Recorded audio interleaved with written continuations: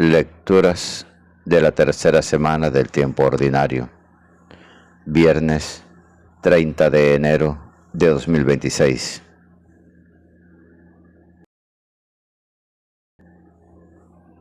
Jesús nos invita a tener fe, como un granito de mostaza.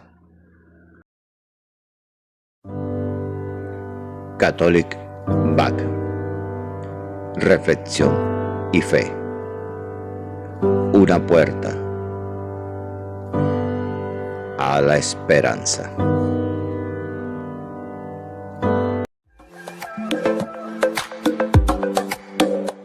Gracias por suscribirte. Y por favor, comenta el Evangelio. Del segundo libro de Samuel, capítulo 11. Al año siguiente, en la época en que los reyes van a la guerra, David envió a Joab con sus oficiales a todo Israel, a devastar la región de los amonitas y sitiar a Rabá. David, mientras tanto, se quedó en Jerusalén, y un día, a eso del atardecer, se levantó de la cama y se puso a pasear por la azotea del palacio, y desde la azotea vio a una mujer bañándose, una mujer muy bella.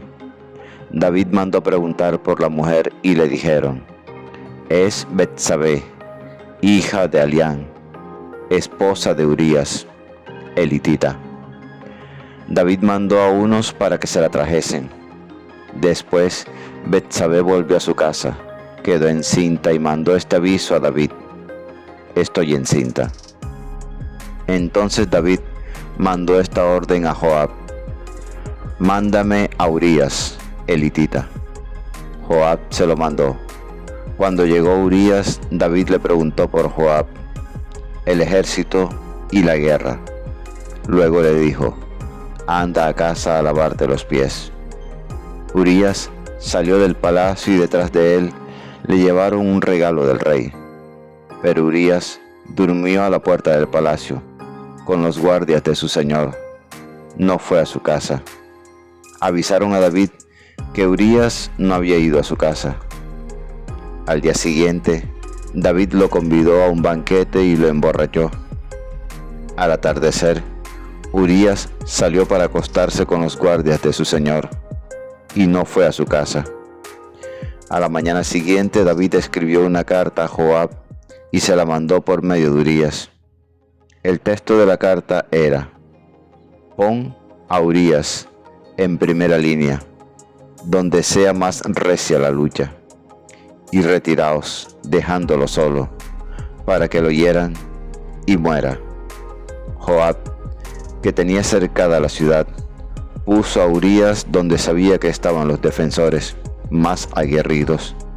Los de la ciudad hicieron una salida, trabaron combate con Joab, y hubo bajas en el ejército entre los oficiales de David.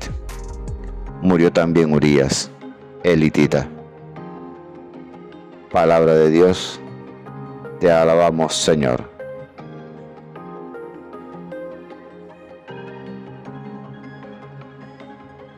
Salmo 50. Misericordia, Señor, hemos pecado. Misericordia, Dios mío, por tu bondad, por tu inmensa compasión, borra mi culpa. Lava del todo mi delito, limpia mi pecado. Pues yo reconozco mi culpa, tengo siempre presente mi pecado. Contra ti solo pequé, cometí la maldad que aborreces. En la sentencia tendrás razón, en el juicio resultarás inocente.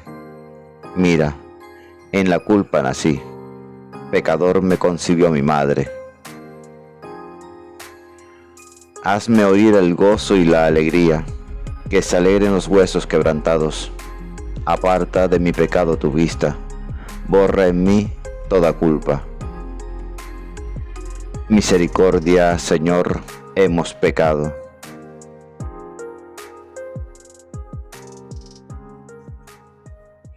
Lectura del Santo Evangelio según San Marcos, capítulo 4, versículos 26 al 34.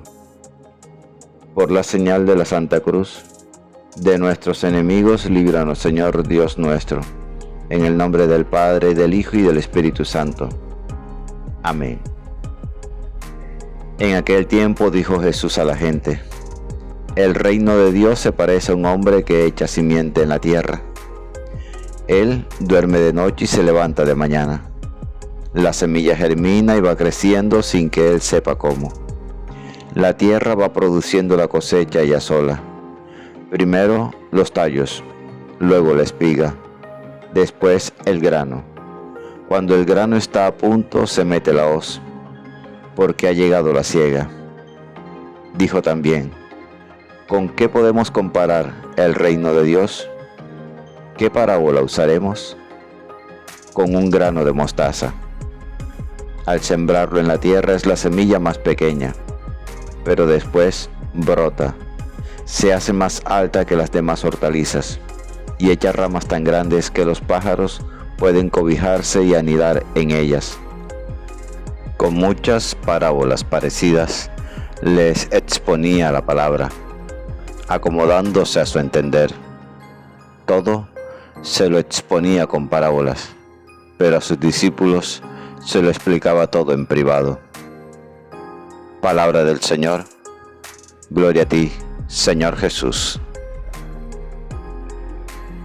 Ven, Espíritu Santo, ven por medio de la poderosa intercesión del Inmaculado Corazón de María, tu amadísima esposa. El relato del segundo libro de Samuel, en el capítulo 11, narra la caída del rey David, mostrando cómo la ociosidad y la lujuria llevan al pecado de adulterio con Betsabé y posteriormente al asesinato de Urías para encubrirlo. Es una advertencia sobre el peligro de alejarse de Dios, el engaño de la tentación y cómo el pecado engendra más pecado. La reflexión comienza señalando que David no estaba donde debía, en la guerra con sus tropas, sino ocioso en Jerusalén. La ociosidad es descrita como la madre de los vicios. Cuando el líder descansa, cuando no debe, se vuelve vulnerable a la tentación. David mira, desea y toma a la esposa de otro. El texto destaca la belleza de Betsabé, pero enfatiza que la verdadera debilidad estaba en el corazón de David, no en la tentación externa. David, a pesar de ser un hombre de Dios, demuestra su fragilidad humana ante el pecado. David intenta ocultar su pecado, el embarazo de Betsabé, primero con el engaño y finalmente con la planificación del asesinato de Urías. Esto resalta cómo el pecado no solo daña a quien lo comete, sino que afecta y destruye a inocentes, y cómo la falta de arrepentimiento inmediato lleva a crímenes peores. Se destaca la figura de Urías elitita, quien muestra una integridad y lealtad superiores a las de David, negándose a disfrutar de comodidades mientras sus compañeros están en batalla. Este pasaje invita a la vigilancia constante, a mantenerse firme en el camino de Dios, a huir de la tentación y, si se ha pecado, a buscar el arrepentimiento sincero de inmediato. A diferencia de David, que cae, se necesita mirar a Jesús como el verdadero y perfecto Rey que nunca pecó y quien nos libera de la oscuridad del pecado.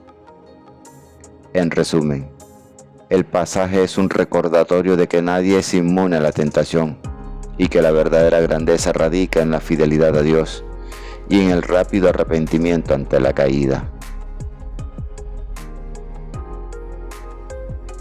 Marcos, en su capítulo 4, en los versículos 26 al 34, nos enseña que el reino de Dios opera con una lógica divina de crecimiento paciente y silencioso, donde la palabra de Dios, la semilla, posee fuerza propia para germinar y dar fruto, independientemente de nuestros esfuerzos. Nos invita a confiar en la gracia, sembrar con humildad y cultivar la paciencia. La primera parábola enfatiza que el crecimiento del reino es obra de Dios, no del hombre. Aunque el sembrador duerma o se levante, la tierra produce fruto, invitando a la confianza en que Dios actúa en la historia, incluso cuando no vemos resultados inmediatos. La segunda parábola resalta el contraste entre la pequeñez inicial de la semilla y la grandeza final del arbusto. El reino de Dios comienza humilde y sencillo, pero tiene una fuerza transformadora, capaz de albergar a todos. Se subraya que el crecimiento no es instantáneo, requiere un proceso de tallos, espigas y granos. Es un llamado a la paciencia apostólica y a no desesperar en la misión, confiando en la gracia y potencia de la palabra. Aunque Dios da el crecimiento al ser humano, está llamado a sembrar y cuidar la semilla, la fe, la palabra, en el corazón, que es como un jardín que requiere atención para que la gracia fructifique. La enseñanza subraya que el reino de Dios es una realidad presente, que madura constantemente hacia la siega final, impulsada por la fuerza divina, exigiendo de los creyentes fe y trabajo perseverante.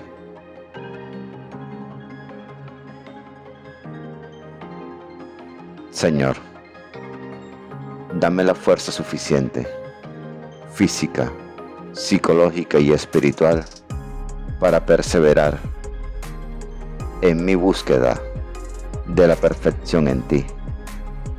Porque, Señor, soy totalmente imperfecto, pero con tu misericordia me ayudas a seguir adelante, no importando mis pecados, pero siempre queriendo buscar la grandeza del cielo. Amén. La lectura diaria del Evangelio es un encuentro con Jesús. La Sagrada Biblia no es un libro que hable de Dios, es un libro donde Dios nos habla a cada uno de nosotros. Atrevámonos a entrar en esa conversación.